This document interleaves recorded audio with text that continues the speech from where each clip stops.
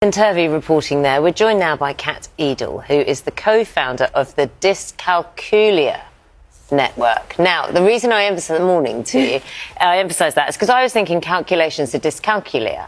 Yes. Yeah, but it's Dyscalculia. That's how we say it. There's a little bit of, controversy on the best way to say it, but we go with Dyscalculia. What has sparked your interest in this? Because you have a background in teaching, don't you? Yeah, I'm a primary school teacher originally.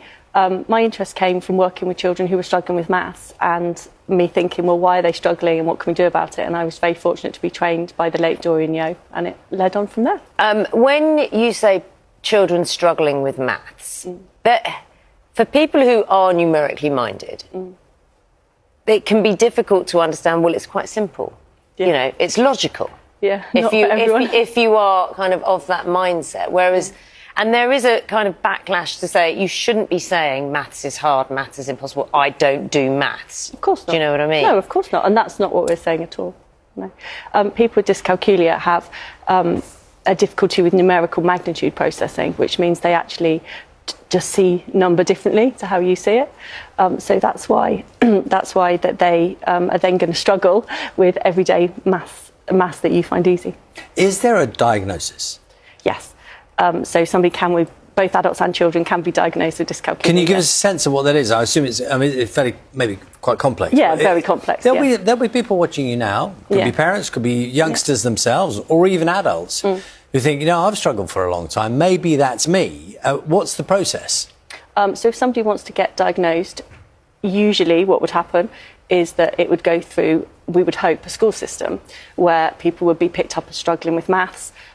Maybe there would be some screening, some intervention at school, and then they realise that they're still not making that progress, and that then hopefully it would lead to diagnosis. Unfortunately, that isn't happening, and children aren't getting diagnosed. In fact, 100 times less likely to be diagnosed with dyscalculia than dyslexia. Right, and that is a big problem. The diagnosis itself, is it quite a straightforward process, and is it definitive?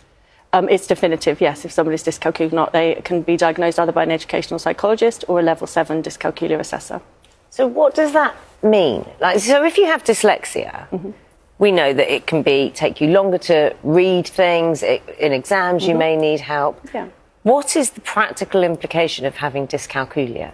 So for an adult, they're going to struggle with things like money and budgeting because they're going to struggle to understand bigger and smaller amounts, be able to read those numbers and be able to understand what they mean, the value of them, if that makes sense. Also, things like time management are very difficult.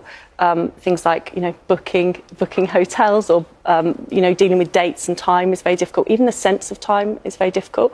But we don't realise, do we, how much maths is all around us every day. How many times we make mathematical decisions, and all of those decisions in everyday life are hard for somebody with dyscalculia. How long does it take to cook my dinner? If a condition is recognised, yeah, then say in a workplace or in a school, there are provisions made, aren't there? Absolutely. If someone is diagnosed with this condition, can they go to their employer or, whatever their circumstances, to their university and say, how are you going to help me? Yeah, so if somebody has a diagnosis, then there will be recommendations in that report of how they can best be helped. Are people required to do that, are they? Technically, yes. But schools, state schools in England have difficulty, obviously, with budgets and people power, and that's not the teacher's fault. That's just, the current system, obviously. So what do you do then if you fear you have this, or think you have this, or you fear a loved one has it? What do you do? Well, obviously, first instinct, speak to the school, speak to the Senko and so on. But I think that generally speaking, most people are ending up having to go down the private route, and that's where that shouldn't be happening. It should be being identified in school. There should be early intervention for young people in the school system. It shouldn't be a case of if your parents can afford it, you can get a diagnosis. It's an important subject, and I'm sure there'll be people listening to you now talking about it who are kind of thinking, well, maybe I'll do something, which is a good thing, isn't it? Yeah, absolutely. Kat, thank you very much. Kat Eadle is co-founder of the Dyscalculia network. Thank you. Thank you. Thank you very much.